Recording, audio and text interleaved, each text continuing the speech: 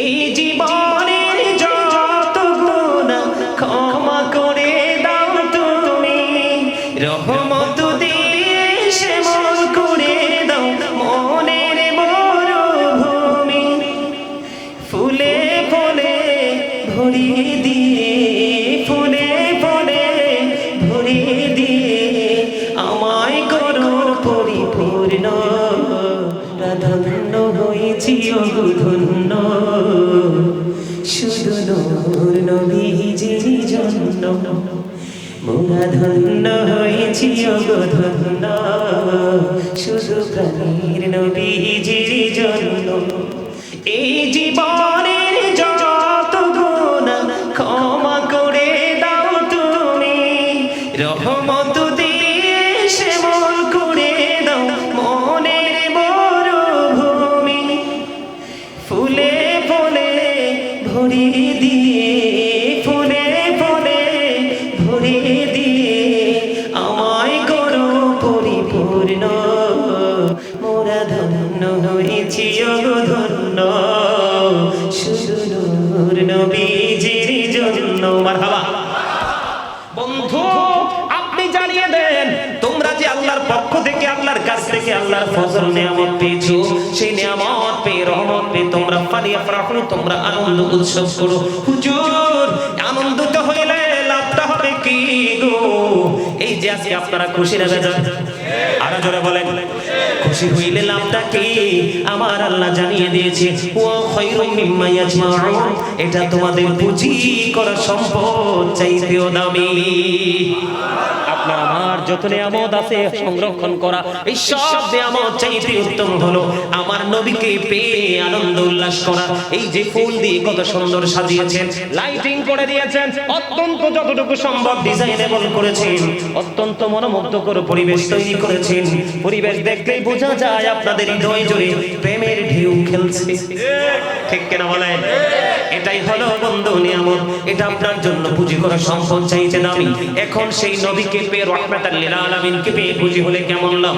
আব্দুল্লাহ ইবনে আব্বাস রাদিয়াল্লাহু তাআলা আনহু, আমার দাদা ভাই চলে যেতে চাইছিলেন, আমি কিন্তু বসায় রাখছি, না যাইেন না, কারণ আমি আপনাদের মেহমান, মেহমান যেমনি চায় তেমনি শুনতে হয়। এটাও নবীর ভালোবাসা এবং নবীর সুন্নাত, ঠিক কিনা বলেন? ওনারা কি অনারেবল পারসন না? তোমাদেরকে আমি ছাড়তে পারি? পারি না? পারি? কথা বলেন পারি? পারি না, এই জন্য বসাই রাখছি, মজা দেওয়ার জন্য। কিসের জন্য?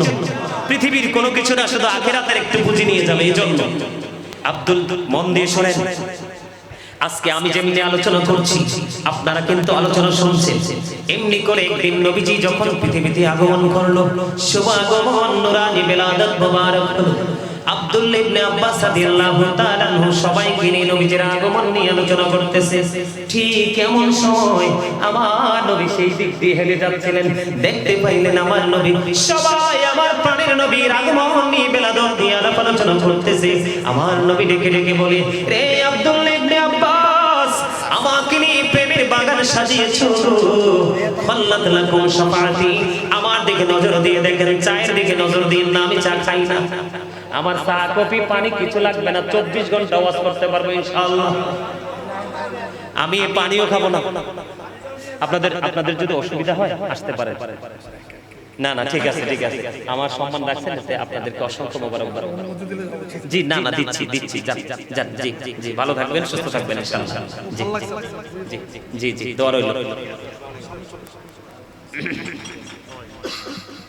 আমার দিকে তাকান বন্ধু, গভীর খেয়াল করেন। আজকে নবীজির আগমন নিয়ে শুধু সুন্নিরা আলোচনা করে না, ওই নবীর প্রেমিক সাহাবীরাও করেছিল। কে? হাদিস শরীফ থেকে প্রমাণিত বন্ধু, আমার দিকে নজর দেন। আসেন সামনে, সামনে চেয়ার ফিল আপ করে দেন, সামনে আসেন, এই পিছন থেকে সামনে আসেন। আমার দিকে তাকান, আজকে দলিল নিয়ে যান। কেউ যদি আপনাদেরকে বলে যে মিলাদুন নবী সাহাবীরা পালন করেনি, আপনারা চ্যালেঞ্জ করতে পারবেন। গাজী সুলাইমান আল কাদরি বলেছে, বন্ধু আব্দুল্লাহ ইবনে আব্বাস রাদিয়াল্লাহু তাআলা এমন করে উনার জলসা সাজিয়ে নবীজির মিলাদুন নিয়ে আলোচনা করতেছে। নবীজি শুনতে পেলেন, শুনে খুশি হয়ে গেলেন। রে আব্দুল্লাহ ইবনে আব্বাস, নবীজির আগমন নিয়ে প্রেমে পরে আলোচনা করছো, আমি নবী বলে দিলাম খাল্লাত লাকুম শাফাতি, আমি নবী তোমাদের জন্য সুপারিশ করা ওয়াজিব হয়ে গেল। আর জোরে বলেন না সুবহানাল্লাহ। তাহলে নবীরে ভালোবাসলে আপনার আর কোনো টেনশনের দরকার আছে নি, চিন্তার দরকার আছে নি? না না না না, কোনো চিন্তার কোনো প্রয়োজন নেই বন্ধু। আমি আপনাদেরকে বলি, এই যে নবীজি বলেছেন জান্নাতে ওয়াজিব হয়ে গেল, জান্নাত নবীজি সুপারিশ করবে, এটা বাধ্যতামূলক হয়ে গেল। তাহলে আমরা নবীর উম্মত, আমাদের জন্য লাভ না লস? আর জোরে বলেন। আপনারা টাকা খরচ করেছেন, অনেক টাকা, তাবারও করেছেন, খুব সুন্দর করে সাজিয়েছেন, এইভাবে সুন্দর করে সাজিয়েছেন। বন্ধু আমার দিকে তাকান, সাহাবীদের ওজন কত জানেননি? সাহাবীদের মর্যাদা কত জানেননি? নবীজির মর্যাদা কত জানেননি? হযরত আলী রাদিয়াল্লাহু তাআলা আনহু থেকে হাদিস কানা বর্ণিত। আমি নবীজির মর্যাদা বুঝাই বন্ধু, নবীজিকে নিয়ে আলোচনা করছি, আপনারা আমার দিকে তাকান। আমার রাসূল বলেছেন, ক্বালা মান সাব্বা নাবিয়্যা ফাকতুলুহু ওয়া মান সাব্বা সাহাবী ফাদরিবুহু। নবীকে যারা গালি দেয়, নবীকে যারা কষ্ট দেয় উম্মত, আমি নবী অর্ডার করলাম তাকে হত্যা করে ফেলো। এখানে নবীজির মর্যাদা বোঝা যায়নি। আমার নবীর অপমান আমার আল্লাহ সহ্য করে না। সূরা এই যে তাব্বাত ইয়াদা আবি লাহাবি ওয়া তাব, সূরা লাহাব, সূরা লাহাবের শানে নজুল খুলে দেখেন। আমার নবীজির সাথে বেয়াদবি করার কারণে আমার আল্লাহ সূরা লাহাবের মধ্যে আবু লাহাবকে ধ্বংসস্তূপে পরিণত করে দিয়েছে। বন্ধু নবীর মর্যাদা এত বেশি রে, সেই আবু লাহাব নবীজি যখন আগমন করলো, নবীজির জিলাদত যখন হলো, তার দাসী সুয়াইবাকে ছেড়ে দিল। দাসী সুয়াইবাকে যখন ছেড়ে দিল, খেয়াল করবেন আবু লাহাবকে কোরআন শরীফের 30 পারা সূরা লাহাবে আল্লাহ রাব্বুল আলামিন আবু লাহাবকে তিনি অভিশপ্ত বলে ঘোষণা করে দিলেন। কিন্তু নবীজির আগমনে খুশি হয়ে সে তার দাসী সুয়াইবাকে যখন আজাদ করে দিল, আমার আল্লাহ খুশি হয়ে ডেকে ডেকে বলে, রে আবু লাহাব, আমার হাবিবের সঙ্গে প্রেমের ডুরি লাগিয়েছো, আমি তোমার জন্য প্রতি সোমবারে জান্নাত বরাদ্দ করে দিলাম। আরো জোরে বলেন। অভিশপ্ত মানুষ নিয়ামত প্রাপ্ত হয়ে গেল, আর আমরা মুসলমান, আমরা নবীর নিয়ামত আগমনের দিনকে ইনকার করে আমরা কি হয়ে গেলাম? নরকের অধিকারী হয়ে গেলাম। কথা বলেন ঠিক না ঠিক? আমি বুঝাইতে চেয়েছিলাম বন্ধু, নবীজিকে গালি দিলে, নবীজিকে কষ্ট দিলে, নবীজি বলে গেছেন তোমরা তাকে হত্যা করে ফেলো। ওমান সাব্বা সাহাবী ফাদরিবুহু, সাহাবায়ে কেরামকে যখন গালি দিবে, তাদের ইজ্জতের চাদর ধরে যখন আঘাত করবে, তোমরা তখন তাদেরকে বাইন্দা পিটাও। আমার কথা না, হাদিসের কথা। এখন আমারে বকা দিলে কাম হইব? কথা বলেন হইব? আমি আপনাদেরকে মর্যাদা বোঝানোর জন্য এই হাদিসটা শুনিয়েছি, সম্মান ইজ্জত বোঝানোর জন্য, শান আজমত বোঝানোর জন্য। আমি আপনাদেরকে বলে দেই, এখন যদি কেউ সাহাবায়ে কেরামদের নবীর প্রতি প্রেম, প্রীতি, ভালোবাসাকে ছোট করে দেখে, তাদের জন্য এই বয়ান বন্ধু। ওই গাউসি পাক থেকে ধরে পৃথিবীর বুকে কিয়ামত পর্যন্ত যত ওলি আল্লাহ পৃথিবীর বুকে সৃষ্টি হবে, সকল ওলিদেরকে যদি একটা পাল্লায় তোলা হয়, আর সাহাবায়ে কেরামের খোরার নিচে 3 আঙ্গুলের 1 চিমটি মাটি যদি একটা পাল্লায় তুলে দেওয়া হয়, ওই সাহাবীদের খোরার নিচে 3 আঙ্গুলের 1 চিমটি মাটির পাল্লাটা ভারী হয়ে যাবে। আল্লাহু আকবার। ইয়া রাসূলুল্লাহ,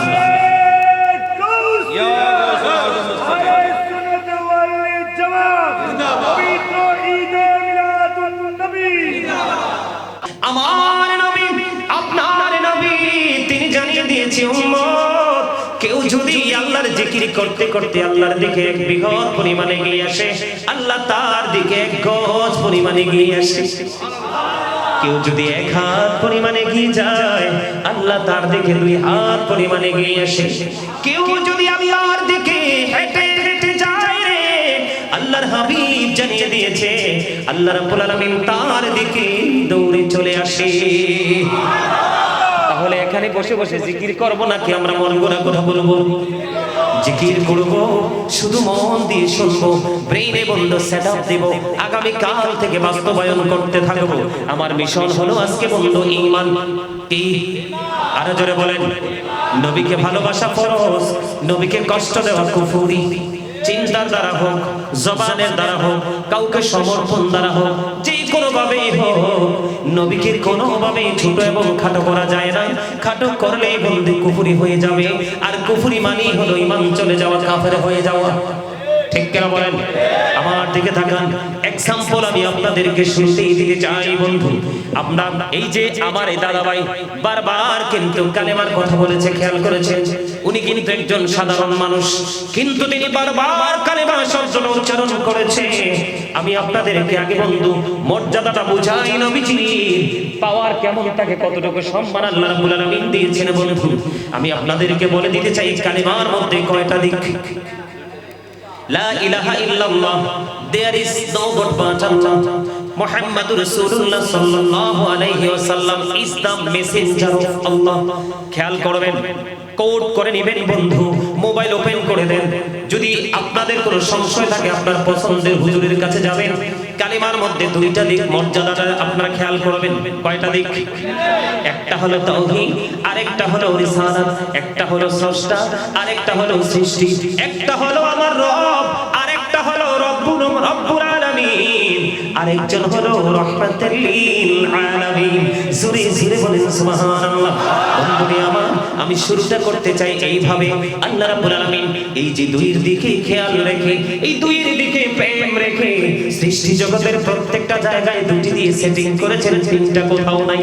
আমি এক্সাম্পল দেই বন্ধু, বডির দিকে তাকান। দুটি হাত, দুটি পা, দুটি চোখ, দুটি কান, জিহ্বা কয়টা? জিহ্বা একটা। দুটি জিহ্বা। এই যে আমার দিকে তাকান, আরে আমার দিকে তাকান, আমার জিহ্বাটা দেখেন সবাই। 1 নাম্বার বাটপার। এমন বাটপার, বাবুর্চি যদি ভালো হয়, রান্না যদি মজার হয়, সুদের হোক, ঘুষের হোক, সিটারির হোক, বাটপারির হোক, বর্ডার ক্রসিং করে এই পর্যন্ত। ঠিক তবে ঠিক? এটা হলো সামনের তার চরিত্র, আর পিছনে আর একটা আছে যেটাকে আঞ্চলিক ভাষায় বলে আলা জিহ্বা। ওইটা না থাকলে কথা বলা যায় না। জিহ্বা কয়টা? দুটি হাত, দুটি পা, দুটি চোখ, দুটি কান, দুটি জিহ্বা, আলো আধার, কঠিন কোমল, ঘৃণা প্রেম, বাদশা ফকির, দুর্বল সবল, উঁচু নিচু, আলো আধার, ধনী গরিব, ছোট বড়, লম্বা খাটো, মোটা চিকন, আছে না নাই? আসমান জমিন, জল স্থল, জান্নাত জাহান্নাম, পৃথিবী এবং আল্লাহর সৃষ্টি জগতে যেখানে তাকাই সেখানেই দুটি খুঁজে পাই রহস্য কোথায়? রহস্য হলো কালেমা। আমার আল্লাহ ডেকে ডেকে বলে, বান্দারে আমার হাবিবের মর্যাদা যতই ছোট করো না, আমি আল্লাহ চিরস্থায়ী ভাবে টেকসই করে দিয়েছি। ওয়া রাফা'না লাকা যিকরাক। জোরে জোরে বলুন আল্লাহু আকবার। খবর মজার কিনা? আরো জোরে বলেন। তাহলে দুটি খুঁজে পাইলাম। এবার আসেন কালেমা তয়্যিবের মধ্যে দুইটা দিক। এই দুইটা দিক তৈরি করতে হরফ লাগছে 24টা। কয়টা? বুঝে নিয়েন। লা ইলাহা ইল্লাল্লাহর মধ্যে আছে 12টা হরফ। মুহাম্মাদুর রাসূলুল্লাহ সাল্লাল্লাহু আলাইহি সাল্লামের মধ্যে আছে 12টা হরফ। 12 মিলে কত হলো? ও বন্ধু, একটা দিনের দিকে নজর দিয়ে চাইয়া দেখো না, 12 24। আল্লাহ কই গভীরের প্রেম পাগল খুঁজে খুঁজে বের করো। আমার নাম, আমার হাবিবের নামের মধ্যে 12টা হরফ দিয়ে দেখলাম একটা কালেমা তৈরি করে দিলাম। সংখ্যা দিলাম 24টা। এই 24-এর সাথে মিল রেখে একদিনে ঘন্টা দিয়ে দিলাম 24 ঘন্টা। জোরে জোরে সুবহানাল্লাহ। শুধু এখানে ক্ষান্ত নয়, এই যে এখানে মূল কথা হলো সিম্পল ভাবে যদি একটু অবজারভেশন করি, বন্ধু একটু যদি অ্যানালাইসিস করি, তাহলে দেখা যায় আল্লাহ এবং নবী, আল্লাহ এবং মুহাম্মদ, আছে না নাই? আল্লাহর নাম লিখতে 4টা হরফ, আলিফ লাম লাম হা। এই 4টার উপরে নিচে কোনো নকতা নাই। নবীজির নাম মোবারক লিখতে মিম হা মিম দাল, 4টা হরফে 4টার উপরে নিচে কোনো নকতা নাই। 4 মিলে কত হলো? ও বন্ধু, এবার জান্নাতের দিকে নজর দিয়ে চাইয়া দেখো রে, জান্নাত বানাইছে আমার আল্লাহ প্রেমে পড়ে 8টা। আল্লাহ ডেকে ডেকে বলে, বান্দা আমার হাবিবের আদর্শকে অন্তরে ধারণ করো এবং লালন করতে করতে করতে করতে বর্জ্যকে জীবনে পা দাও। আসার পরে দেখবা যুদ্ধ তোমরা করছো পৃথিবী নিয়ে, পৃথিবী নিয়ে যুদ্ধ করো না, তোমরা যুদ্ধ যুদ্ধ করো আখিরাতের যে নিয়ামত নিয়ে। 8টা জান্নাত বরাদ্দ করে দিলাম, তোমরা যেইভাবে পারো দখল করে নাও যেই কোনো একটা। আমার নবীজি ডেকে ডেকে বলে দিয়েছেন, না না উম্মতেরা রে, তোমরা শুনে রেখো, তোমরা যখন আল্লাহর কাছে জান্নাত কামনা করবা তখন তোমরা জান্নাতুল ফেরদাউস কামনা করো। জোরে জোরে বলেন না সুবহানাল্লাহ। এখানে নবীর মর্যাদা আছে না নাই? আবার দেখেন আল্লাহকে রব্বুল আলামিন, আপনার আমার প্রাণের নবী হলো রাহমাতুল লিল আলামিন। আমার দিকে তাকান, ইসলামের খুঁটি কয়টা? 5টা 5 pillars of Islam। খুঁটি কয়টা? The first pillar of Islam, ইসলামের 5টা খুঁটির মধ্যে প্রথম পিলার, ফার্স্ট খুঁটি হলো ঈমান। ঈমানের দিকে নজর দিয়ে দেখেন, আমার দিকে খেয়াল করেন, গভীর মনোযোগ। ঈমানকে চাঙ্গা করবেন, ঈমান মজবুত হয়ে যাবে। হাজার চেষ্টা করলে আপনার ঈমানকে কেউ চুরি করতে পারবে না। আল্লাহ the first pillar is the Lord of all, রব্বুল আলামিন। মুহাম্মাদুর রাসূলুল্লাহ সাল্লাল্লাহু আলাইহি ওয়াসাল্লাম is the blessing for the world, রাহমাতাল লিল আলামিন। চমৎকার না? Allah the first pillar is the Lord of world, Rabbul Alamin. Muhammad Rasulullah sallallahu alaihi wasallam is the blessing for the world, rahmatan lil কি দারুন না? ইমামুল মুরসালিন, rahmatan lil কি দারুন দেখছেন? সেই নবীটাকে নিয়ে আজকে আলোচনা করছি, সুবহানাল্লাহ বলেন না? নবীকে নিয়ে আলোচনা করলে এবং শুনলে লাভ না লস? আর যারা বলেন আল্লাহ রাব্বুল আলামিন পবিত্র কালামে হাকিমে সূরা ইউনূসের 58 নম্বর আয়াতে বলেছেন, কুল বিফাদলিল্লাহি ওয়া বিরহমাতিহি ফাবিযালিকা ফালইফরাহু হুয়া খায়রুম মিম্মা ইয়াজমাউন। আল্লাহ রাব্বুল আলামিন বলেছেন, কুল হাবিব, আপনি বলে দেন কাকে? আমাদেরকে বলার জন্য আল্লাহ ডেকে ডেকে নবীকে বলছেন, বন্ধু আপনি জানিয়ে দেন, তোমরা যে আল্লাহর পক্ষ থেকে, আল্লাহর কাছ থেকে আল্লাহর ফজল নিয়ামত পেয়েছো, সেই নিয়ামত পেয়ে, রহমত পেয়ে তোমরা ফালিয়াফরাহু, তোমরা আনন্দ উৎসব করো। হুজুর আনন্দিত হইলে লাভটা হবে কি গো? এই যে আজকে আপনারা খুশি না বেজার? আরো জোরে বলেন, খুশি হইলে লাভটা কি?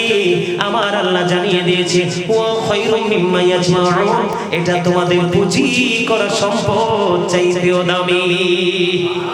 আপনার আমার যত নিয়ামত আছে সংরক্ষণ করা, এই সব নিয়ামত চাইতে উত্তম হলো আমার নবীকে পেয়ে আনন্দ উল্লাস করা। এই যে ফুল দিয়ে কত সুন্দর সাজিয়েছেন, লাইটিং করে দিয়েছেন, অত্যন্ত যতটুকু সম্ভব ডিজাইনেবল করেছেন, অত্যন্ত মনোমুগ্ধকর পরিবেশ তৈরি করেছেন। পরিবেশ দেখলেই বোঝা যায় আপনাদের হৃদয় জুড়ে প্রেমের ঢেউ খেলছে, ঠিক কিনা বলেন? এটাই হলো বন্ধু নিয়ামত, এটা আপনার জন্য পুঁজি করা সম্পদ চাইতে দামি। এখন সেই নবীকে পেয়ে, রাহমাতাল লিল আলামিনকে পেয়ে খুশি হলে কেমন লাভ? আব্দুল্লাহ ইবনে আব্বাস রাদিয়াল্লাহু তাআলা আনহু, আমার দাদা ভাই চলে যেতে চাইছিলেন, আমি কিন্তু বসায় রাখছি, না যাইন না, কারণ আমি আপনাদের মেহমান, মেহমান যেমনি চায় তেমনি শুনতে হয়। এটাও নবীর ভালোবাসা এবং নবীর সুন্নাত, ঠিক কিনা বলেন? ওনারা কি অনারেবল পারসন না? তোনাদেরকে আমি ছাড়তে পারি? পারি না? পারি? কথা বলেন, পারি? পারি না, এই জন্য বসাই রাখছি, মজা দেওয়ার জন্য। কিসের জন্য? পৃথিবীর কোনো কিছু না, শুধু আখিরাতের একটু পুঁজি নিয়ে যাবে, এই জন্য। আব্দুল, মন দিয়ে শোনেন, আজকে আমি যেমনি আলোচনা করছি আপনারা কিন্তু আলোচনা শুনছেন। এমনি করে একদিন নবীজি যখন পৃথিবীতে আগমন করলো, শুভ আগমন, নুরানি বেলাদত মোবারক হলো। আব্দুল্লাহ ইবনে আব্বাস রাদিয়াল্লাহু তাআলা আনহু সবাইকে নিয়ে নবীজির আগমন নিয়ে আলোচনা করতেছে। ঠিক এমন সময় আমার নবী সেই দিক দিয়ে হেলে যাচ্ছিলেন, দেখতে পাইলেন আমার নবী, সবাই আমার প্রাণের নবীর আগমন নিয়ে বেলাদত নিয়ে আলোচনা করতেছে। আমার নবী ডেকে ডেকে বলে, রে আব্দুল্লাহ ইবনে আব্বাস, আমাকে নিয়ে প্রেমের বাগান সাজিয়েছো, খাল্লাত লাকুম শাফাআতি। আমার দিকে নজর দিয়ে দেখেন, চায়ের দিকে নজর দিয়ে না, আমি চা খাই না, আমার চা কফি পানি কিছু লাগবে না, 24 ঘন্টা ওয়াজ করতে পারবো ইনশাআল্লাহ। আমি পানিও খাবো না। আপনাদের যদি অসুবিধা হয় আসতে পারে। না না, ঠিক আছে ঠিক আছে, আমার সম্মান রাখছেন, আপনাদেরকে অসংখ্য মোবারকবাদ। জি না না, দিচ্ছি দিচ্ছি, যান জি জি, ভালো থাকবেন, সুস্থ থাকবেন ইনশাআল্লাহ। জি জি জি জি, দোয়া রইল।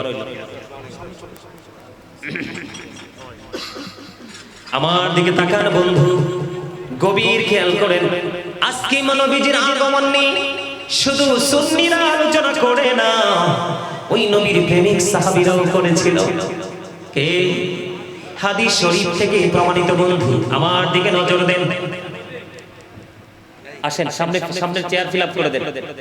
সামনে আসেন, এই পিছন থেকে সামনে আসেন, আমার দিকে তাকান। আজকে দলিল নিয়ে যান। কেউ যদি আপনাদেরকে বলে যে মিলাদুন নবী সাহাবীরা পালন করেনি, আপনারা চ্যালেঞ্জ করতে পারবেন। গাজী সুলাইমান আল কাদরি বলেছে, বন্ধু আব্দুল্লাহ ইবনে আব্বাস রাদিয়াল্লাহু তাআলা এমন করে নুরানি ঝলসা সাজিয়ে নবীজির মিলাদুন নিয়ে আলোচনা করতেছে। নবীজি শুনতে পেলেন, শুনে খুশি হয়ে গেলেন। রে আব্দুল্লাহ ইবনে আব্বাস, নবীজির আগমন নিয়ে প্রেমে পড়ে আলোচনা করছো। আমি নবী বলে দিলাম, খাল্লাতু লাকুম শাফাআতি, আমি নবীর তোমাদের জন্য সুপারিশ করা ওয়াজিব হয়ে গেল। আর জোরে বলেন না সুবহানাল্লাহ। তাহলে নবীরে ভালোবাসলে আপনার আর কোনো টেনশনের দরকার আছে নি? চিন্তার দরকার আছে নি? না না না না, কোনো চিন্তার কোনো প্রয়োজন নেই। বন্ধু আমি আপনাদেরকে বলি, এই যে নবীজি বলেছেন জান্নাতে ওয়াজিব হয়ে গেল, জান্নাত নবীজি সুপারিশ করবে, এটা বাধ্যতামূলক হয়ে গেল। তাহলে আমরা নবীর উম্মত, আমাদের জন্য লাভ না লস? আর জোরে বলেন। আপনারা টাকা খরচ করেছেন, অনেক টাকা, তাবারক করেছেন, খুব সুন্দর করে সাজিয়েছেন, এইভাবে সুন্দর করে সাজিয়েছেন। বন্ধু আমার দিকে তাকান। সাহাবীদের ওজন কত জানেননি? সাহাবীদের মর্যাদা কত জানেননি? নবীজির মর্যাদা কত জানেননি? হযরত আলী রাদিয়াল্লাহু তাআলা আনহু থেকে হাদিস কানা বর্ণিত। আমি নবীজির মর্যাদা বুঝাই বন্ধু, নবীজিকে নিয়ে আলোচনা করছি। আপনারা আমার দিকে তাকান। আমার রাসূল বলেছেন, ক্বালা মান সাব্বা নাবিয়্যা ফাকতুলুহু ওয়া মান সাব্বা সাহাবী ফাদরিবুহু। নবীকে যারা গালি দেয়, নবীকে যারা কষ্ট দেয়, উম্মত আমি নবী অর্ডার করলাম তাকে হত্যা করে ফেলো। এখানে নবীজির মর্যাদা বোঝা যায়নি। আমার নবীর অপমান আমার আল্লাহ সহ্য করে না। সূরা এই যে তাব্বাত ইয়াদা আবি লাহাবিন ওয়া তাব, সূরা লাহাব, সূরা লাহাবের শানে নজুল খুলে দেখেন। আমার নবীজির সাথে বেয়াদবি করার কারণে আমার আল্লাহ সূরা লাহাবের মধ্যে আবু লাহাবকে ধ্বংসস্তূপে পরিণত করে দিয়েছে। বন্ধু নবীর মর্যাদা এত বেশি রে। সেই আবু লাহাব নবীজি যখন আগমন করলো, নবীজির জিলাদত যখন হলো, তার দাসী সুয়াইবাকে ছেড়ে দিল। দাসী সুয়াইবাকে যখন ছেড়ে দিল, খেয়াল করবেন আবু লাহাবকে কোরআন শরীফের 30 পারা সূরা লাহাবে আল্লাহ রাব্বুল আলামিন আবু লাহাবকে তিনি অভিশপ্ত বলে ঘোষণা করে দিলেন। কিন্তু নবীজির আগমনে খুশি হয়ে সে তার দাসী সুয়াইবাকে যখন আজাদ করে দিল, আমার আল্লাহ খুশি হয়ে ডেকে ডেকে বলে, রে আবু লাহাব, আমার হাবিবের সঙ্গে প্রেমের ডুরি লাগিয়েছো, আমি তোমার জন্য প্রতি সোমবারে জান্নাত বরাদ্দ করে দিলাম। আরো জোরে বলেন। অভিশপ্ত মানুষ নিয়ামত প্রাপ্ত হয়ে গেল, আর আমরা মুসলমান, আমরা নবীর নিয়ামত আগমনের দিনকে ইনকার করে আমরা কি হয়ে গেলাম? নরকের অধিকারী হয়ে গেলাম। কথা বলেন ঠিক না ঠিক? আমি বুঝাইতে চেয়েছিলাম বন্ধু, নবীজিকে গালি দিলে, নবীজিকে কষ্ট দিলে, নবীজি বলে গেছেন তোমরা তাকে হত্যা করে ফেলো। ওমান সাব্বা সাহাবী ফাদরিবুহু, সাহাবায়ে কেরামকে যখন গালি দিবে, তাদের ইজ্জতের চাদর ধরে যখন আঘাত করবে, তোমরা তখন তাদেরকে বাইন্দা পিটাও। আমার কথা না, হাদিসের কথা। এখন আমারে বকা দিলে কাম হইব? কথা বলেন হইব? আমি আপনাদেরকে মর্যাদা বোঝানোর জন্য এই হাদিসটা শুনিয়েছি, সম্মান ইজ্জত বোঝানোর জন্য, শান আজমত বোঝানোর জন্য। আমি আপনাদেরকে বলে দেই, এখন যদি কেউ সাহাবায়ে কেরামদের নবীর প্রতি প্রেম, প্রীতি, ভালোবাসাকে ছোট করে দেখে, তাদের জন্য এই বয়ান বন্ধু। ওই গাউসি পাক থেকে ধরে পৃথিবীর বুকে কিয়ামত পর্যন্ত যত ওলি আল্লাহ পৃথিবীর বুকে সৃষ্টি হবে, সকল ওলিদেরকে যদি একটা পাল্লায় তোলা হয়, আর সাহাবায়ে কেরামের খোরার নিচে 3 আঙ্গুলের এক চিমটি মাটি যদি একটা পাল্লায় তুলে দেওয়া হয়, ওই সাহাবীদের খোরার নিচে 3 আঙ্গুলের এক চিমটি মাটির পাল্লাটা ভারী হয়ে যাবে। আল্লাহু আকবার। ইয়া রাসূলুল্লাহ,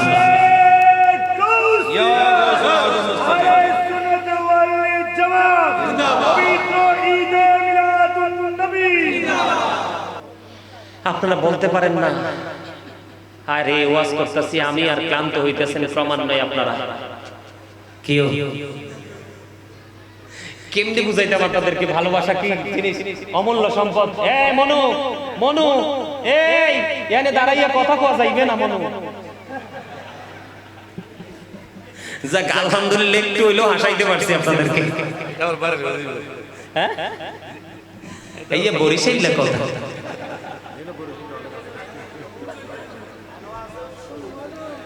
আলহামদুলিল্লাহ বলেন। তাহলে সাহাবায়ে কেরামের কোনো কিছু কি ছোট করে দেখা যাবে? আরো জোরে বলেন, যাবে যাবে যাবে। সাহাবায়ে কেরাম নবীকে কেমন ভালোবাসতো জানেন? বলবো? আরো জোরে বলুন। একটু শোনেন, যদি আমি এখানে ঢুকাইতাম না, আপনাদেরকে বোঝানোর জন্য বলতে চাই। বন্ধুনি আমার, আমার নবী একদিন সাহাবায়ে কেরামদেরকে কিছু দান করার কথা বললেন। সম্ভবত খন্দক যুদ্ধের পূর্বে। দেখেন কম্পিটিশন কেমন, প্লিজ আপনাদেরকে বলি, ডোন্ট ডিস্টার্ব মি। যদি ভালো না লাগে আমি আবারও বলছি, I say go to your seat, বাসায় চলে যান। আমার সামনে হাজার হাজার মানুষের প্রয়োজন নেই, লক্ষ লক্ষ মানুষের প্রয়োজন নেই, আমার কাছে প্রয়োজন শুধু কিছু প্রেমিকের। প্রেমেরই বাজারে কে যাবি চলে রে, আমিও যাব তোর সঙ্গেতে। বলেন প্রেমেরই বাজারে কে যাবি চলে রে, আমিও যাব তোর সঙ্গেতে। কারণ যেখানে প্রেম নাই সেখানে ফুল বাগানও আগুন হয়ে যায়, আর যেখানে প্রেম আছে রে সেটা আগুনও ফুল বাগান হয়ে যায়। তার প্রমাণ হলো ইব্রাহিম খলিলুল্লাহ। आज भी हो जो इब्राहिम का इमाम पैदा, अगर सकती है अंदाजे गुलिस्ता पैदा। आला हजरत বলেছেন, खाने की कुल ने आपको माने की कुल बना दिया, दोनों जहां है आपकी कब्जा इख्तियार में, मरहबा। अरे আরো জোরে জোরে। পিছের মানুষটি বিরানি লাই আইছে। ভাই তোমরা মুখে তালা দিয়ে বসে থাকো, বিরিয়ানি ডাবল দিতে বলবো আজকে। সামনে তারা তাবারুক লাগবে না, ঠিক আছে না? যারা ওয়াজ শুনবে তাদের তাবারুক লাগবে না, যারা শুনবে না তাদের তাবারুক লাগবে, যারা শুনবে না তাদের জন্য ডাবল তাবারুকের প্যাকেট। আপনারা টিস্যু দিবেন না? দিবে। আমার সামনের মুসল্লিরা পিছনের তাদেরকে দিবে। আলহামদুলিল্লাহ বলেন, আল্লাহ কবুল করে নিক। চিন্তা করছে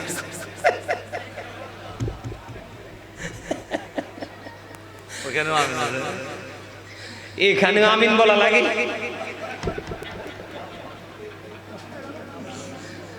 আচ্ছা যাও, আলহামদুলিল্লাহ বলেন আরো জোরে, আরে আরেকটু মহব্বতে। বন্ধুরে আমার, আমার দিকে প্রাণটা খুলে একটু নজর দিয়ে কথাগুলো শুনে, হৃদয়ের জানালাটাকে ওপেন করে দাও। আমার নবীজি বললেন, দেখেন নবীজিকে কেমন করে ভালোবাসতেন সাহাবায়ে কেরাম। দুইজন হযরত ওমর জীবনে এত বেশি আমল করেছেন, গণনা করলে আকাশের তারার চাইতেও বেশি হবে।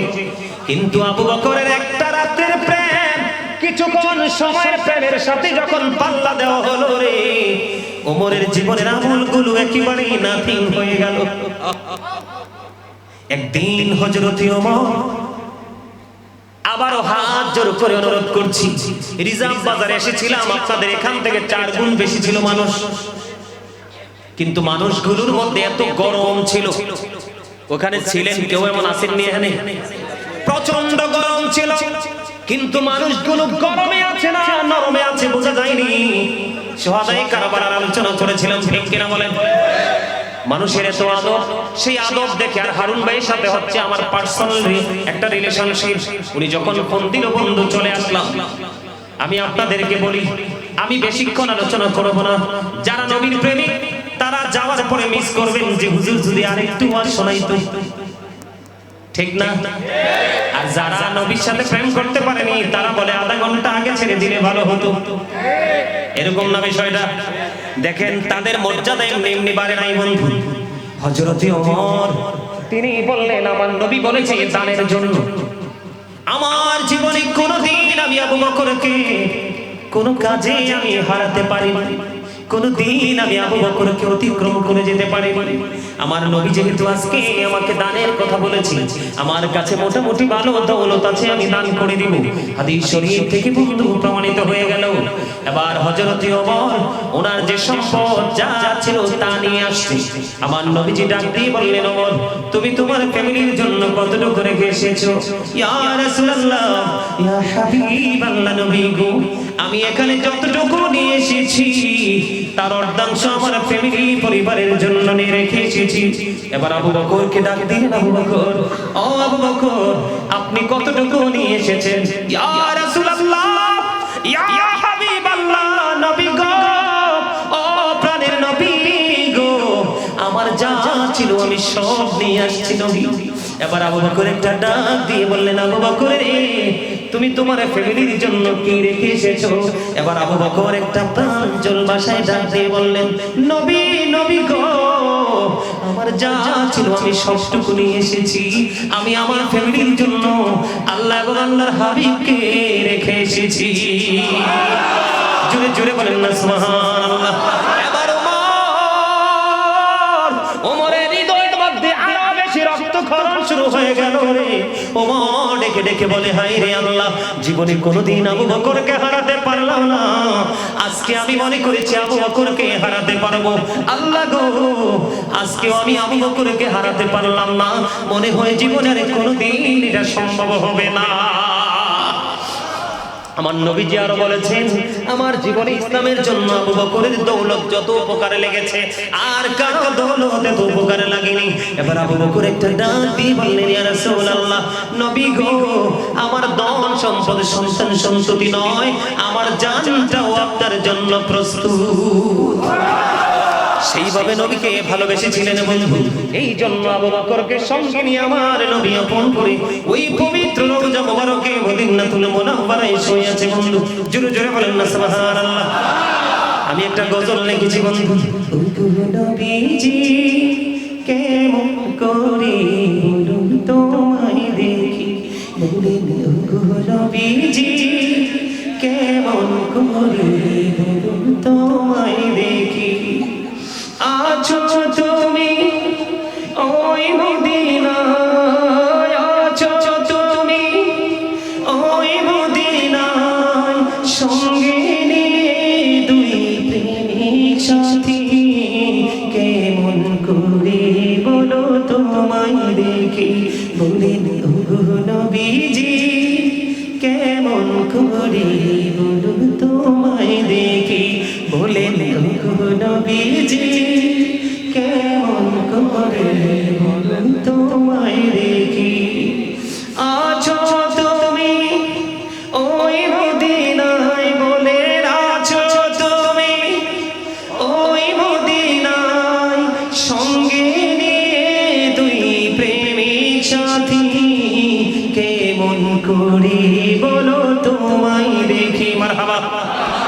এই গজলটা লিখেছে আবু বকর ওমরের প্রেম নিয়ে। অনেক লম্বা গজলটা, অনলাইনে খুঁজবেন, অনলাইন থেকে পেয়ে যাবেন, অনলাইনে গাওয়া আছে। আর অনলাইনে গাওয়া যদি না পান, এই মাসের মধ্যে আমার লেখা কিতাব প্রকাশিত হচ্ছে এবং এই কিতাবের পাশাপাশি আমার যত হাম নাচ ইসলামী সংগীত আছে সবগুলোর মধ্যে মানে প্রকাশিত হবে। অলরেডি সবকিছু কমপ্লিট, এই নভেম্বর মাসে প্রকাশিত হবে। সকলে বলুন আল্লাহ যেন কবুল করেন, সকলে বলুন আমিন। আর যারা বলেন নবীকে দেখতে মনে চায় না? চায়। নবীকে দেখতে হলে দেখার প্রত্যাশা হৃদয় ধারণ করলে প্রেম রাখতে হবে অনেক বেশি। কি রাখতে হবে? প্রেম। প্রেমের বিকল্প কোনো কিছুই নেই। তাহলে সাহাবীরা নবীর আগমনে খুশি হয়ে আনন্দ উল্লাস করছে। নবীজি যেটাই করতে বলছে তাদের মধ্যে একটা কম্পিটিশন শুরু হয়ে যায়, কার আগে কি করবে। কিন্তু সেই কম্পিটিশন কি আমাদের মধ্যে আছে? আরো যারা বলেন আছে? আমাদের মধ্যে নাই। তাহলে আমরা নবীর উম্মত দাবি করব কেমন করে? আমরা কি নবীর উম্মত দাবি করতে পারি? পারি না। বন্ধুরে আমার, মূল যে আমার বিষয়টা ছিল নবীজির আগমন, মিলাদুন নবী। আব্দুল্লাহ ইবনে আব্বাসের জন্য এবং তার সঙ্গীদের জন্য জান্নাত ওয়াজিব হয়ে গেল। বলেছে কে? আল্লাহর প্রিয় হাবিব সরকারি মদিনার সন্দেহ আসেনি। আরো জোরে বলেন, নবীর কথা সত্য না মিথ্যা? আরে আমরা এতটাই হতভাগা উম্মত, এতটাই দুর্ভাগা উম্মত, আমরা নবীকে হৃদয় উজাড় করে ভালোবাসতে পারি না। বেঈমান কাফেররা কি বক্তব্য দেয় শুনবেন? বেঈমান কাফেররা বলে হযরত মুহাম্মদ সাল্লাল্লাহু আলাইহি ওয়াসাল্লাম was born in Arab country. His father's name was Abdullah. His mother's name was Jamila. His father said died before he was born. He lost his mother in his childhood. He was very truthful. Sure sure bolen Allahu Akbar. আরে আরো জোরে বলেন আল্লাহু আকবার। তারা বলেছে আমার নবী নাকি ছিলেন শ্রেষ্ঠ সত্যবাদী। আমি সবসময় বুকে হাত দিয়ে বলি I am very successful person. You are very success, 100% success.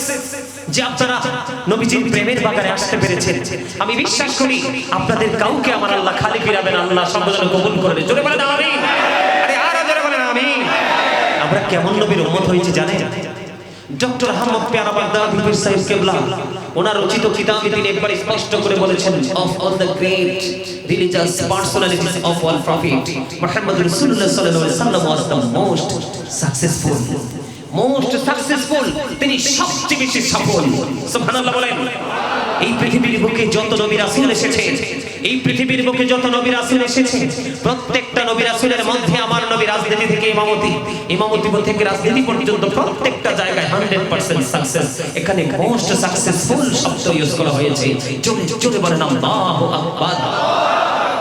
আপনারা যারা কলেজ ইউনিভার্সিটিতে যারা পড়ে, ইউনিভার্সিটির স্টুডেন্ট যারা আছেন এবং টিচিং প্রফেশনে যারা আছেন, বিশেষ করে বিশ্ববিদ্যালয়ে যারা বিচরণ করে এসেছেন, তারা ভালো করে জানবেন আমেরিকার গবেষক মাইকেল এইচ হার্ট তিনি বক্তব্য দিয়েছেন the 100 ranking of the most influential person in the history.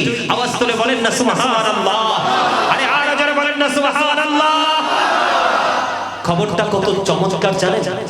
100 জন প্রভাবশালীর তালিকা করেছেন আমেরিকার গবেষক মাইকেল এইচ হার্ট। তিনি 100 জন প্রভাবশালীর মধ্যে সবচেয়ে ইনফ্লুয়েন্সার যারা সবচেয়ে বেশি সফল, সবচেয়ে শ্রেষ্ঠ প্রভাবশালী হিসাবে আপনার আমার প্রাণের নবীকে আখ্যায়িত করেছেন। সুবহানাল্লাহ বলেন। সম্মানিত উপস্থিতি, কেমন নবী পেয়েছি আমরা এখনো বুঝিনি। আমি কবরে গেলে বুঝতে পারবো, ঠিক কিনা বলেন? আরো জোরে বলেন। কোথায় গেলে?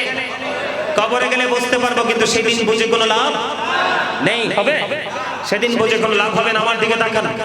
এই পৃথিবী থেকে 1,40,000 মাইল দূরে 1969 সালে নীল আর মসরং $50 লক্ষ কোটি ব্যয় করে দুই বন্ধুকে নিয়ে চাঁদের দেশে গিয়েছিলেন। বিচরণ করে আসার সময় বিন্দু পরিমাণ বালুকণা নিয়ে ফিরে এসেছেন। আর আপনার আমার প্রাণের নবী এই পৃথিবীর দিকে থেকে দাঁড়িয়ে 1,40,000 মাইল দূরে চাঁদকে ইশারা করতে দেরি, চাঁদটা দুটো টুকরো হতে দেরি হয় না। সুবহানাল্লাহ। আর যারা বলেন না সুবহানাল্লাহ। আমরা সেই নবীর উম্মত। আপনারা জানেন আজকে নবী সম্পর্কে জানতে পেরেছি কোরআনের মাধ্যমে, আর কোরআন থেকে জানতে পেরে নবী কোরআন পেয়েছি নবীজির মাধ্যমে। কোনটা থেকে কোনটাকে আমরা ছোট করে দেখছি না, ঠিক কিনা বলেন? আরো জোরে বলেন।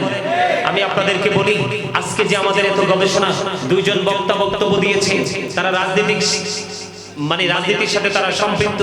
একজন কিন্তু চমৎকার একটা বক্তব্য দিয়েছেন, ছোট্ট করে বলেছেন, বিজ্ঞানের কথা তুলে ধরেছেন, ঠিক কিনা বলেন? আজকে বিজ্ঞান এসেছে কোত্থেকে? কোরআন থেকে। কোত্থেকে? কোরআন এসেছে কার কাছে? আপনার আমার প্রাণের নবীর কাছে। তাহলে বুঝে নিতে হবে। আমার দিকে তাকান। আকাশের মধ্যে 200 crore গ্যালাক্সি আছে। আকাশের মধ্যে 200 কোটি ছায়াপথ আছে। প্রত্যেকটা ছায়াপথের মধ্যে 10,000 কোটি করে তারা আছে। এর মধ্যে একটা তারকার নাম হলো নিউট্রন স্টার। এই নিউট্রন স্টার তারাটার এক চামচ পদার্থের ওজন হলো 1000 মিলিয়ন টন।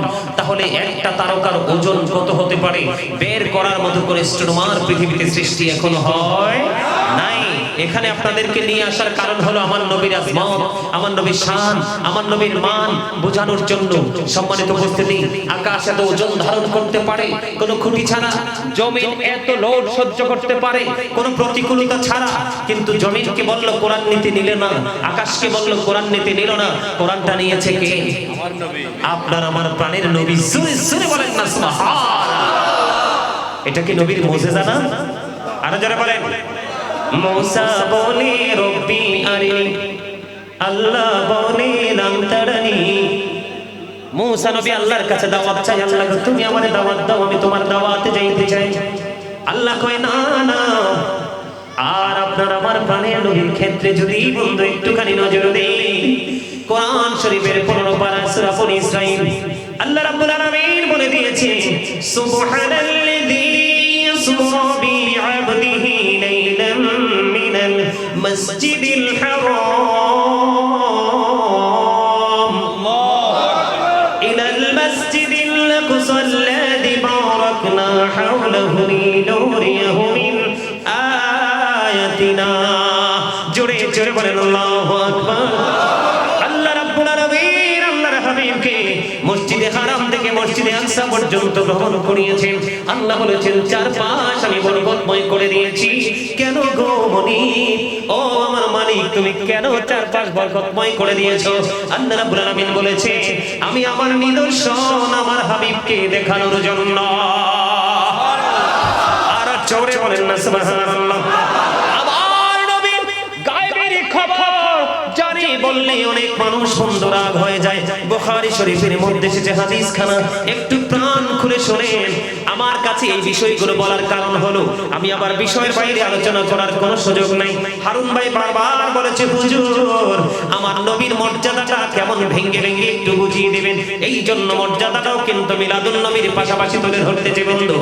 আপনারা অনেকে জানেন কিনা জানি না, আমার নবী যখন আল্লাহ রাব্বুল আলামিনের সাথে যখন সশরীরে আল্লাহর আরশে দেখা করলেন, দেখা করার পরে আমার নবীকে আমার আল্লাহ প্রশ্ন করলেন হাবিব আসমানে ফেরেশতারা কি নিয়ে কথা কাটাকাটি করছে? তার মানে হালকা পাতলা ঝগড়া চলতেছে। আমার রাসূলকে যখন প্রশ্ন করলো আমার আল্লাহ খবর জানে কি জানে না? তিনি আলিমুল গায়ব, ওনার কাছে কিন্তু কোনো লুকাচুরি নাই, ঠিক কিনা বলেন? যদি নবীকে প্রশ্ন না করতো তাহলে আপনি আমি প্রেমের খবর জানতাম না। কথা বলেন না বন্ধুরি আমার নবীকে প্রশ্ন করলেন বন্ধু আসমানে ফেরেশতারা কি নিয়ে ঝগড়া করছে? এবার আমার নবী ডাক দিয়ে বললেন মানিব আপনি তো ভালো জানেন। এই কথাটা বলতে দেরি আমার দিকে তাকান। আমাদের দেশে কিন্তু অনেক ধরনের ফিতনা বের হয়েছে। হাদিস খানা বুখারী শরীফের মধ্যে এসেছে। অনেকে কিন্তু বলে নবীজির সাথে আল্লাহর সরাসরি দেখা হয় নাই, পর্দা ছিল। আমি আপনাদেরকে বলে দেই যদি পর্দায় থাকবে তাহলে তো দাওয়াত দিয়ে আপন করে আরশে নেওয়ার দরকার নাই। কথা বলেন না কেন? আমি সামান্য একজন গাজী সুলাইমান আপনাদের কাছে এসেছি বন্ধু, আমি সত্যি মুগ্ধ হয়েছি। আপনাদের আচরণ সত্যি অসাধারণ। একজনের পর একজন ধারাবাহিকভাবে শীত আকারে আমার সাথে ছবি তুলতে গেলেন, কোনো বাধা রইল না, কোনো পর্দা রইল না। আর আল্লাহর হাবিবের প্রেমে পড়ে আল্লাহ কুল কায়নাত সাজিয়েছে। রাসূল বলেছেন I am from the light of Allah and everything has been created from my light. আমি হলাম আল্লাহর নূর থেকে, সৃষ্টির প্রত্যেকটা বস্তু আমি নবীর নূর থেকে। বন্ধুরে আমার নবীকে যখন প্রশ্ন করা হলো আল্লাহ সর্বপ্রথম কি সৃষ্টি করেছে, আমার নবী বলেছেন I was A profit when Adam was mixture of water and mud। আমি ওই সময় নবী, আমি তখন নবী যখন আদম ছিল কাদা মাটির মাঝে। আওয়াজ করে বলেন না সুবহানাল্লাহ, আর জোরে বলেন না সুবহানাল্লাহ। তাফসীরে রুহুল বায়ানের তৃতীয় খণ্ড 543 পৃষ্ঠা উল্লেখ রয়েছে। হযরত আবু হুরায়রা রাদিয়াল্লাহু তাআলা আনহু থেকে হাদিস কানা বর্ণিত। আমার নবী একদিন জিবরাইলকে প্রশ্ন করলেন ভাই জিবরাইল তোমার বয়স কত? জিবরাইল দেখে দেখে বললেন ইয়া রাসূলুল্লাহ আমার বয়স কত আমি বলতে পারবো না। কয়েল ধরাইছে না, কয়েল কয়েল কয়েল সুলা না, মানে আমার চোখ জ্বলতেছে, এটা বন্ধ করতে হবে।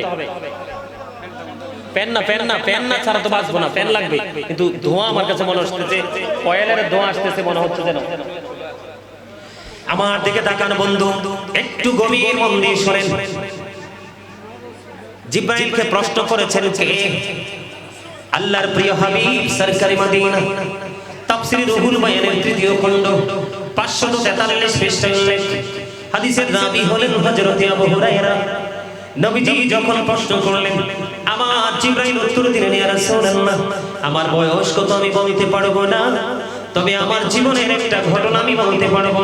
ও ভাই জিবরাইল বলে দাও না গো। এবার জিবরাইল বললেন ইয়া রাসূলুল্লাহ চতুর্থ আসমান মতান্তরে সপ্তম আসমানের উপরে আমি একটা তারা ওঠ অবস্থায় দেখেছি ৭০,০০০ বছর, অস্তমিত অবস্থায় দেখেছি ৭০,০০০ বছর। আমি এটা আমার জীবনে ৭২,০০০ বার দেখেছি। আমার নবী একটা ডাক দিয়ে বললেন আল্লাহর ইজ্জতের কসম করে বলছি রে ওই তারাটাই ছিলাম আমি নবী।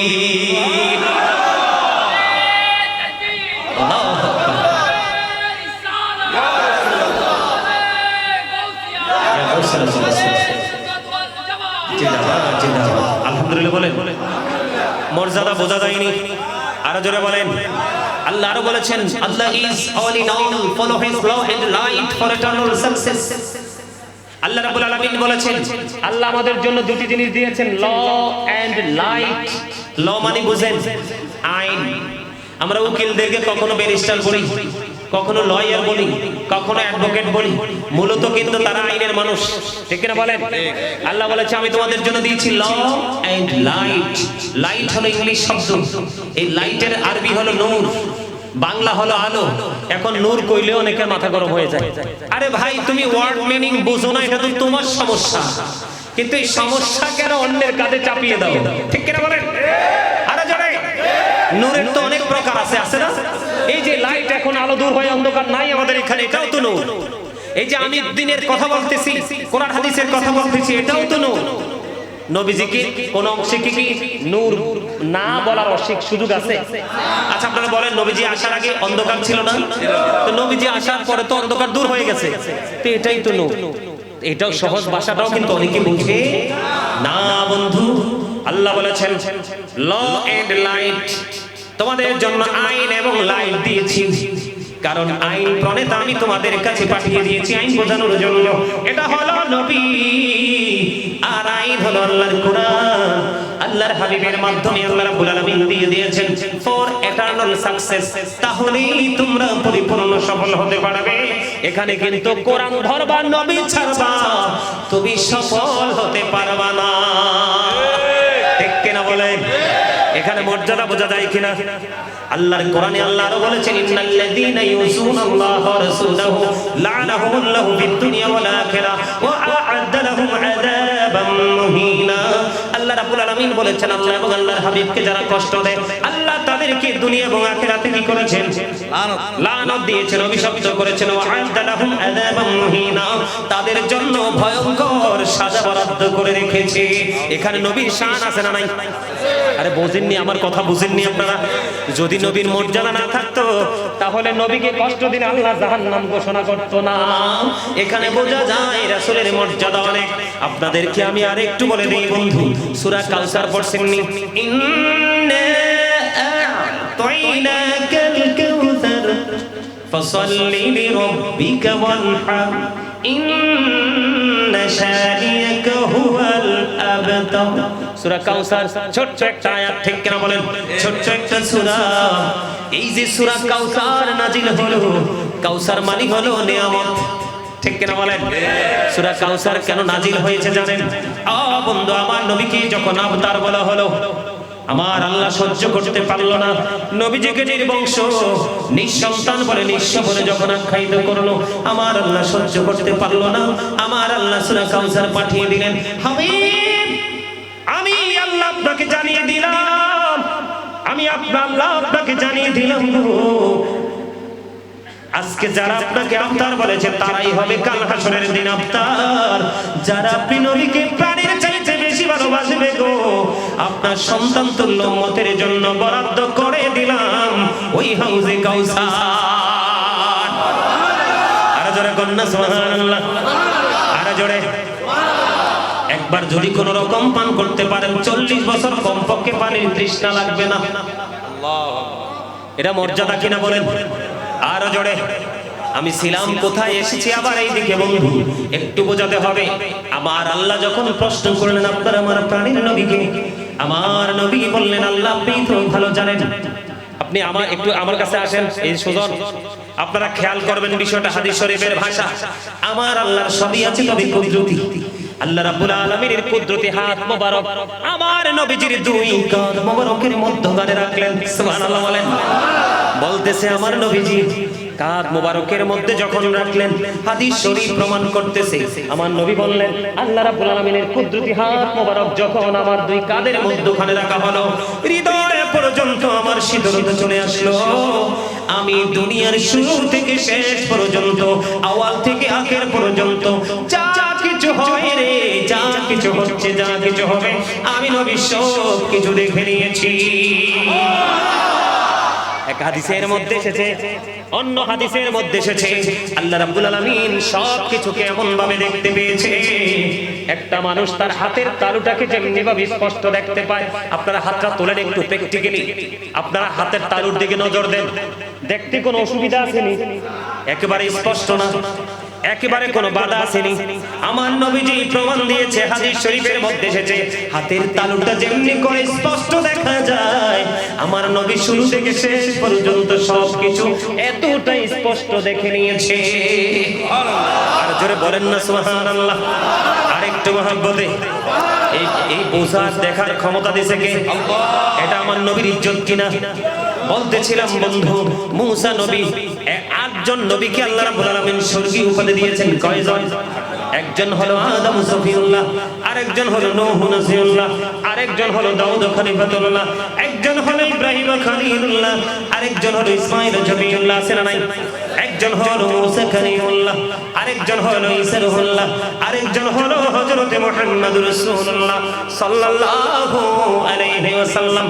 এর মধ্যে মুসা কালিমুল্লাহ, মুসা স্পোক টু আল্লাহ, মুসা আল্লাহর সাথে কথা বলেছেন। কি করেছেন? আল্লাহর সাথে কথা বলেছেন। বন্ধু, মুসা নবী আল্লাহর কাছে দাওয়াত চাইলো, আল্লাহ রাব্বুল আলামিন সেটা গ্রহণ করলেন না। আর আপনার আমার নবীকে আল্লাহ রাব্বুল আলামিন নিজেই দাওয়াত করে নিয়েছেন, আল্লাহর নিয়ামত সবকিছু পরিদর্শন করিয়েছেন। এইটা আমাদের জন্য বড় নিয়ামত। সুবহানাল্লাহ বলেন। আমার দিকে তাকান বন্ধু, সাহাবায়ে কেরামেরা কয়েকজন মিলে বন্ধু আলোচনা করতেছে। আল্লাহ তো একজনকে বানিয়েছেন আদম সফিউল্লাহ, আরেকজনকে বানিয়েছেন মুসা কালিমুল্লাহ, আরেকজনকে বানিয়েছেন ঈসা রূহুল্লাহ। এমনি করে করে তিনি বলতেছেন, এক একজনকে এক একটা লাকাব দিয়েছেন। ঠিক এই বক্তব্য দেওয়ার সময় আমার নবীজি তাদের এই বক্তব্যটা শুনে ফেলল। শোনার পরে এবার আমার নবী বলেছে, তোমরা যে বক্তব্য দিয়েছো আমি শুনতে পেয়েছি, তবে সাবধান সাবধান, আমার চাইতে কাউকে সম্মানী মনে করিও না। জোরে জোরে কন্যা সুবহানাল্লাহ। ওয়া মিনাল লাইলি ফাতাহাজ্জাত বিহি নাফিলাতান লাকা আসা আইয়াবআদাকা রাব্বুকা মাকামান মাহমুদা। জোরে জোরে আল্লাহু আকবার। রাতের কিছু অংশ নবীজিকে তাহাজ্জুদ পড়ার কথা কে বলেছেন? আল্লাহ রাব্বুল আলামিন আর বলে দিয়েছে, অচিরে আপনাকে মাকামে মাহমুদে অধিষ্ঠিত করা হবে, যেই জায়গায় দাঁড়িয়ে আমার রাসূল প্রশংসা করবে। আমার দিকে তাকান, নবীজি জবান দ্বারা বলতেছেন, সেই দিন প্রশংসার ঝান্ডা আমি নবীর হাতের মধ্যে থাকবে, সুপারিশের জন্য আদমের কাছে যাবে, তারা বলবে না না এটার যোগ্য আমি না, মুসার কাছে যাবে, না না যোগ্য না, এমনি করে করে সবাই নাকচ করে দিবে বন্ধু। কিন্তু আপনার আমার প্রাণের নবীর কাছে থাকবে প্রশংসার ঝান্ডা, ওই প্রশংসার ঝান্ডার ছায়াতলে সবাই এসে হাজির হয়ে যাবে। জোরে জোরে কন্যা সুবহানাল্লাহ। আমার নবী বলেছেন, সেই দিন আমি আল্লাহর দরবারে সুপারিশ করব, আর আমার সুপারিশটা সর্বপ্রথম কবুল করা হবে, গ্রহণ করা হবে। আমি জান্নাতের কর্নার দেব সর্বপ্রথম। ফেরেশতা প্রশ্ন করবে, আপনি কে? আমি পরিচয় দিব, আমি হাবিবুল্লাহ। আমি সর্বপ্রথম জান্নাতে পবিত্র কদম বাড়িয়ে দেব। ও আমার দুনিয়ার উম্মত, তোমরা শোনো, সেই দিন আমার সাথে সর্বপ্রথম জান্নাতে আমার উম্মতের বিশাল একটা দল যাবে রে। সেই দলটা হলো পৃথিবীর গরিব দল।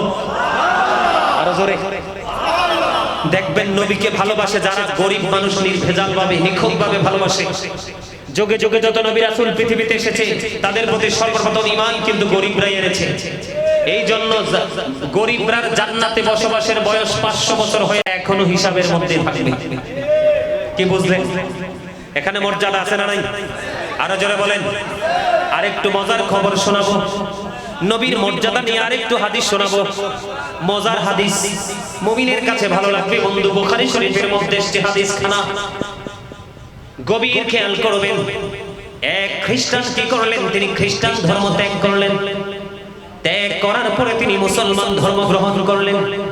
মুসলিম ধর্ম গ্রহণ করার পরে বন্ধু তিনি সূরা বাকারা তেলাওয়াত করলেন, সূরা আলে ইমরান তিনি তেলাওয়াত করলেন।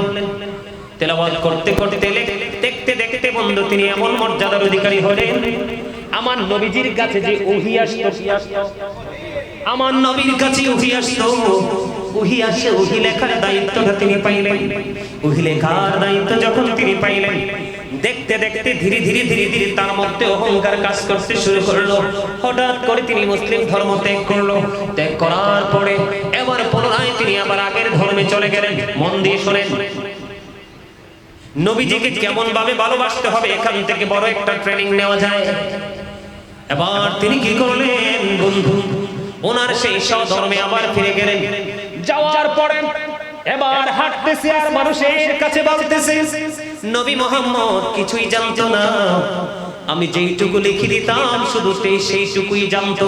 জোরে জোরে কন্যা নাউজুবিল্লাহ। এখন ওহিটা কি নবীর কাছে আসে নাকি খ্রিস্টানের কাছে?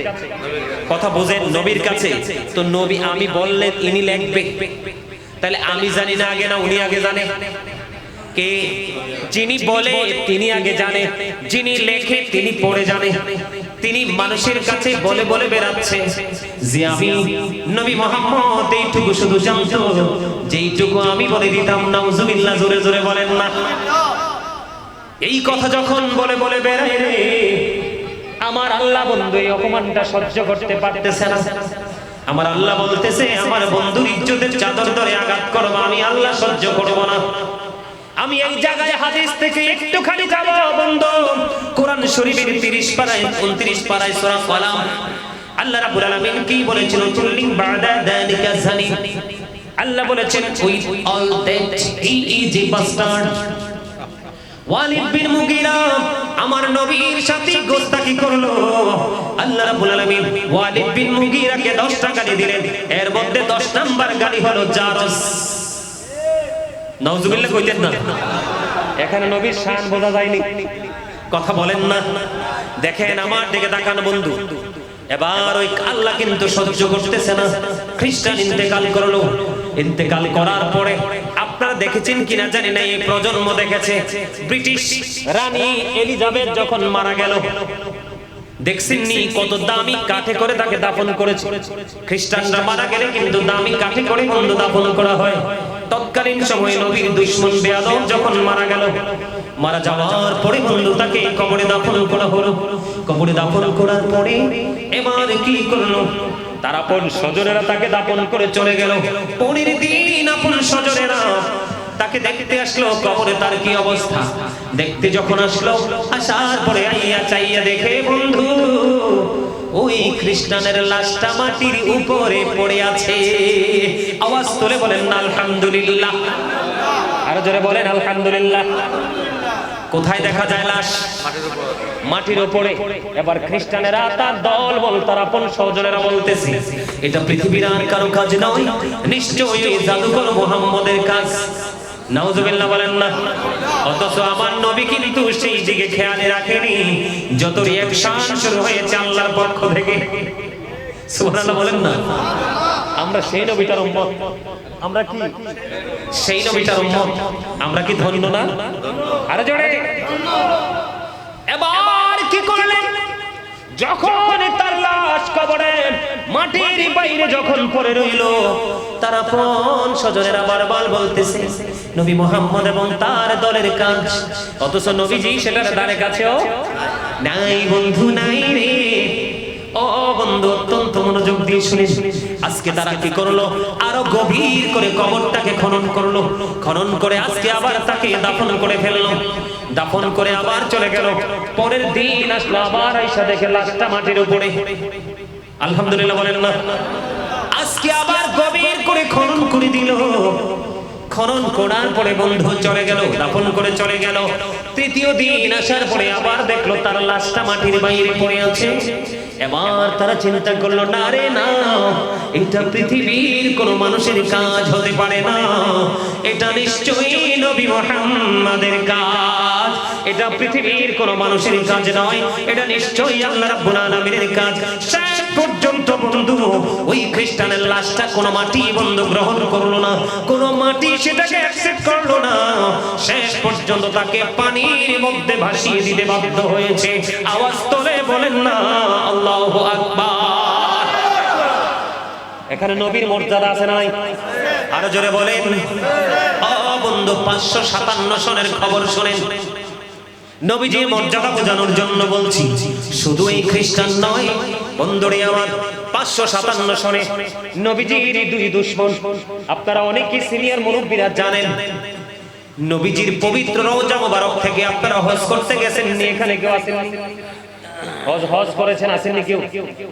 উমরা করছেন তো? তো নবীজির রওজা জিয়ারত করছেন না? দেখছেন নি সীসা ডালা দেওয়া? দেখেন নাই? দেখছেন? হ্যাঁ, এই যে দেখছেন নি? বন্ধুরে আমার, আমি রেফারেন্স দিচ্ছি না, আমি সরাসরি আলোচনাটা আপনাদেরকে শোনাই নবীজির মর্যাদা বোঝানোর জন্য। দুইজন বিধর্মী আমার নবীজি, তারা জানতে পেরেছে মুসলমানের সবচেয়ে বড় শক্তি হলো নবী মুহাম্মদ। এখান থেকে যদি তাকে সরানো যায়, মুসলমানকে দুর্বল করা সম্ভব হবে। নবীজির পবিত্র দেহ মোবারক এই রওজা মোবারক থেকে সরানোর জন্য পায়ে তারা শুরু করে দিল। বন্ধু, এবার তারা কি করলেন? মাটি তারা সুন্দর করে তাবু গাড়লো, তাবুর নিচে তক্তা বিছানো, আর এই তক্তার নিচে দিয়ে নবীর রওজা মোবারকের দিকে সুড়ঙ্গ করা হয়েছে। এবার কি করলেন?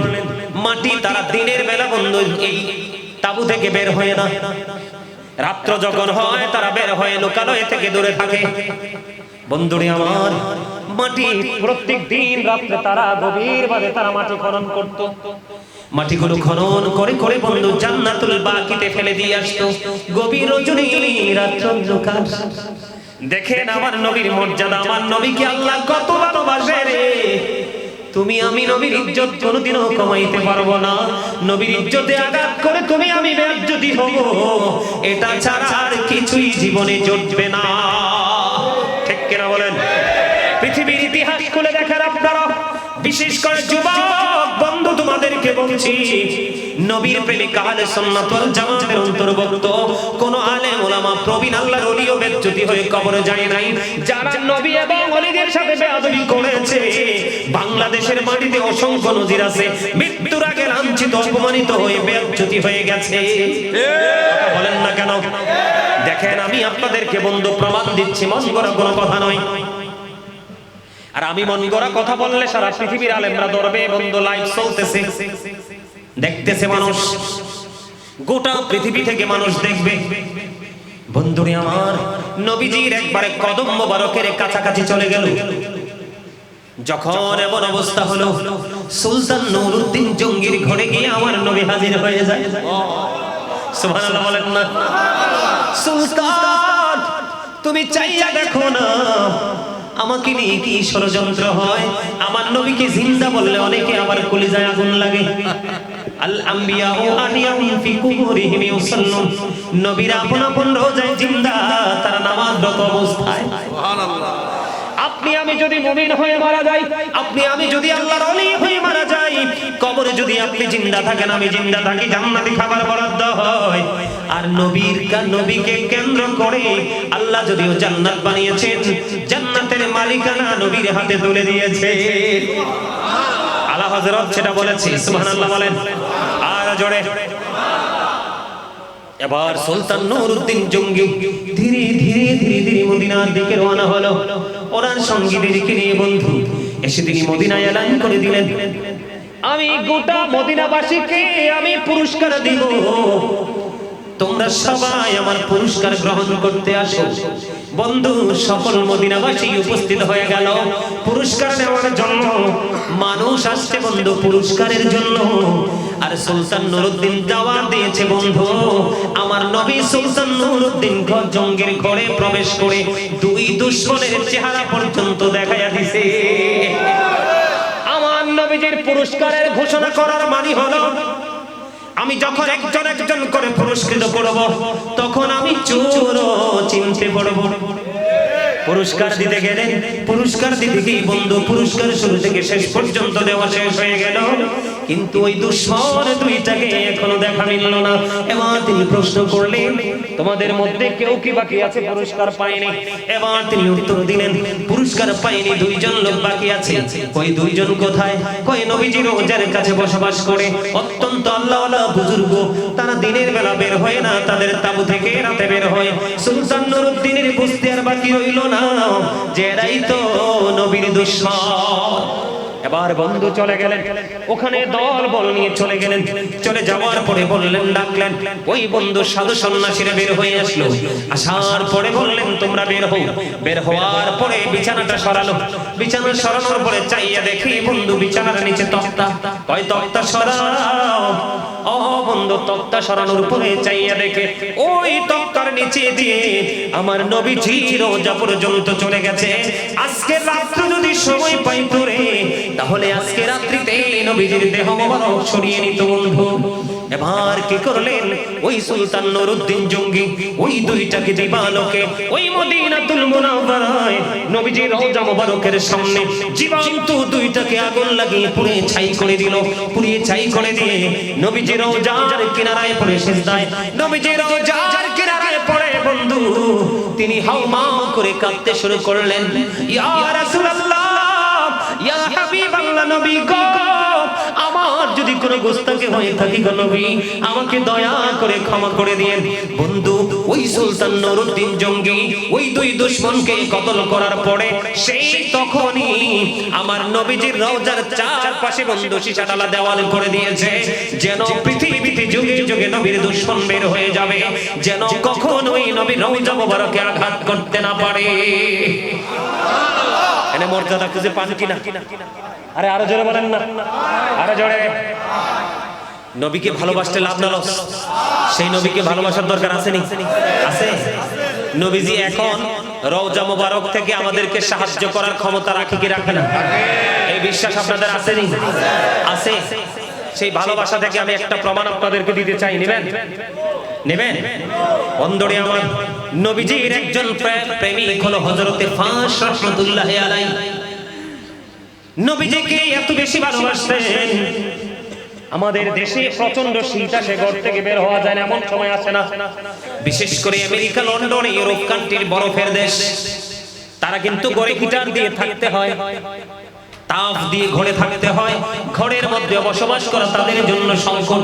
আমরা ওই পুরোটা বুঝতে না পারলেও আমাদের দেশের বন্ধু মাঘ মাসের শীতেরটা বুঝতে পারি, ঠিক না ঠিক? ফাস রাহমাতুল্লাহ আলাইহি সন্তান হলো পুত্র সন্তান। এত শীত, টাকা পয়সাও হাতে নাই, পুত্র সন্তান পৃথিবীতে আসছে। সন্তান আসলে মা এবং সন্তানের কিছু খরচ তো লাগে, নরমালও যদি হয় তারপরেও লাগে। বন্ধু কি তা প্রমাণ করলো? ফাঁসের কাছে কোনো কিছু নাই, টেনশন, মনটা খারাপ। দিন চলে গেল রে, রাত্র হলো, নবীর প্রেমিকেরা প্রাণটা খুলে শোনো, মা বোনদেরকে বলছি গো, হৃদয়ের জানালা খুলে তোমরাও মা শোনো। এবার টেনশন করতেছে, গভীর রজনীতে ঘুমিয়ে গেল হযরতে ফাস রাহমাতুল্লাহি আলাইহি ঘরে আপনার আমার প্রাণের নবী এসে হাজির। জোরে জোরে বলেন না সুবহানাল্লাহ। ফাস রাহমাতুল্লাহি আলাইহি ঘরে এসে ডেকে ডেকে বলে, কি তুমি কিসের টেনশন করছো? বন্ধু, পাশে একজন বিদুরনী বসবাস করত, বন্ধু অগ্নি পূজা করত, পূজা। তিনি যখন ওই ফাস রাহমাতুল্লাহি আলাইহিকে বললেন, তুমি আগামী কালকে সকাল যখন হবে, ওই লোকটার নাম হলো মজুসি, যিনি অগ্নি পূজা করতেন তার নাম হলো কি? মজুসি। তিনি ডেকে ডেকে বললেন, রে ফাস, তুমি আগামী কালকে সকালবেলা চলে যাবে মজুসির ঘরে, মজুসি তোমাকে 20টি দিরহাম দিবে। না, আর ওয়াজ করব না। আপনারা অসুস্থ হয়ে গেছেন? হ্যাঁ, অসুস্থ হয়ে গেছেন নাকি আমার ওয়াজে বেশি মনোযোগ? কোনটা বেশি মনোযোগের পক্ষে কে কে আছেন? একদম রিয়েল হাত তোলেন। আল্লাহু আকবার, ইয়া রাসূলুল্লাহ, ইয়া গাউসুল আজম দোস্ত, জিন্দাবাদ জিন্দাবাদ। তুমি জিন্দাবাদ জিন্দাবাদ। তোমার আওয়াজটা ছোট, তুমি আর স্লোগান দিও না, যেটা বলিষ্ঠ কণ্ঠস্বর এটা দিবে, ঠিক না? ঠিক। তুমি একটু পুষ্টিকর খাবার টাবার খাইও। আরে অনেক দূরেতে আইছে, আমি তো ওর সাথে মজা করছি, বুঝেন নাই কেন? আরো জোরে বলেন, আরো জোরে। দেখেন নবীজির ভালোবাসা আল্লাহ রাব্বুল আলামিন কেমন করে কবুল করেন। বন্ধুরে আমার, সকাল যখন হলো হযরতে ফাস চিন্তা করে, আমি একজন ইমানদার, আমি একজন নবীর প্রেমিক, কেমন করে রে অগ্নি পূজকের কাছে যাই? না না, এটা পারবো না। ওনার মধ্যে কনফিউশন কাজ করতেছে, কি করব। এই দিন চলে গেল, রাত্র যখন গভীর হলো, ও বন্ধু, পরের দিন আবার গভীর রজনীতে চাইয়া দেখে রে আমার নবী আবারও পাশের ঘরে এসে হাজির। তুমি আর দেরি করো না, আর তুমি দেরি করো না। পরের দিন সকাল যখন হবে তুমি মুজশির বাড়ি চলে যাইও, মুজশি তোমাকে গনে গনে 20টি দিরহাম দেবে। বন্ধু, 20টি দিরহামকে কম মনে করিয়েন না, বিশাল কিছু, বিশাল কিছু, ঠিক কিনা বলেন? মরুচারীদের জন্য তৎকালীন সময়ে লাল ওট ছিল বন্ধু, অনেক দামি রে, বুঝে নিতে হবে 20টি দিরহাম। এবার বন্ধু রাত্র যখন চলে গেল, সকাল হলো, ওই ফাঁস কি করলেন, হেঁটে হেঁটে মুজশির বাড়ি গেল, যাইয়া দেখে রে মুজশি তার আপন ঘরের দরজায় 20টি দিরহাম দিয়ে দাঁড়িয়ে আছে। জোরে জোরে বলেন আল্লাহু আকবার। এবার হযরত পাশ একটা ডাক দিয়ে বলল, রে মুজশি, মুজশি, তুমি কেমন করে বুঝলে রে আমি যে তোমার কাছে আসবো, আমি যে তোমার কাছে সাহায্যের জন্য আসবো, এটা তুমি কেমন করে বুঝেছো, কেমন করে তুমি জানতে পেরেছো? রে ফাঁস, আমি কেমন করে জেনেছি তুমি জানতে চাও, আমি কেমন করে বুঝেছি তুমি বুঝতে চাও? এ রে ফাঁস, গত রজনীতে আমি আমার আপন ঘরে ঘুমন্ত অবস্থায় আমি হঠাৎ করে চাইয়া দেখলাম আমার ঘরে একজন নুরানি মানুষ এসে হাজির, যার নূরের ঝলকানিতে আমার অন্ধকার ঘর পুরো এরিয়া নূরের আলোয় আলোকিত হয়ে গেল। ওই নুরানি মানুষ তিনি কি করলেন আমাকে বলে গেছে, কালকে একজন বিপদগ্রস্ত মানুষ আসবে, তুমি তাকে 20টি দিনার দিয়ে দিও, তার বিপদ কেটে যাবে। রে ফাঁস, সেটা কে রে, কে? এবার ওই ফাঁস একটা ডাক দিয়ে বলল, হে মুজশি, এটা আর তো কেহ নয়, আমাদের নবী হযরত মুহাম্মদ রাসূলুল্লাহ সাল্লাল্লাহু আলাইহি ওয়াসাল্লাম। এবার এই মুজশি দেখি দেখি বললেন, যেটা যদি তোমাদের নবী হয়, আমার জীবনে এমন নুরানি মানুষ আমি কোনোদিন দেখিনি। রে মুজশি, মুজশি ডেকে ডেকে বলে, রে ফাঁস, আমাকে জলদি করে তোমার সঙ্গে নিয়ে চলো, আমাকে নিয়ে কালিমা পড়ে মুসলমান বানিয়ে দাও। বন্ধু, হাদিস শরীফ প্রমাণ করেছে ওই ফাঁসের হাতে হাত রেখে মুজশির পুরো পরিবার বন্ধু ইসলাম ধর্ম গ্রহণ করে ফেলে। জোরে জোরে বলেন আল্লাহু আকবার। ইয়া রাসূলুল্লাহ, ইয়া গাউসুল আজম, জোরে জোরে বলেন আলহামদুলিল্লাহ। পবিত্র ঈদে মিলাদুন নবী, সত্যি আর আলোচনাটা চালানো সম্ভব না রে, আর মুসল্লির ফেডে কি দাও লাগছে। এই কথাগুলোর ওজন, এই কথাগুলোর মজা, এই কথাগুলোর ওজন শান্ত তো বুঝে। আমাদের এই যুগে কিছু মুসলমান বের হয়েছে, নবী বলে কিছুই করতে পারে না। সুলতান নুরউদ্দিন জঙ্গির ঘরে গিয়ে আসামি ধরাই দিল, সুবহানাল্লাহ বলেন না, আরো জোরে। মুজশির ঘর থেকে, বেঈমানের ঘর থেকে অর্থ এনে ইমানদারকে সাহায্য করার ব্যবস্থা করে দিল, সুবহানাল্লাহ বলেন না। এরকম অসংখ্য প্রমাণ আছে। নবীটা কেমন জানেন? হযরত আলী রাদিয়াল্লাহু তাআলা আনহু তিনি বললেন, আমি একদিন আমার নবীর সফরের সঙ্গী হলাম, মক্কার আঁকা-বাঁকা মেঠুপথে হাঁটতে শুরু করলাম। আমি আলী নিজ কানে শুনেছি, আমি নিজ কানে শুনেছি আমার নবী যখন হাঁটে রে, ওই বৃক্ষ, ওই পাহাড়, ওই পাথর, ওই কীট পতঙ্গ সবগুলো আমার নবীকে সালাম দিয়েছে।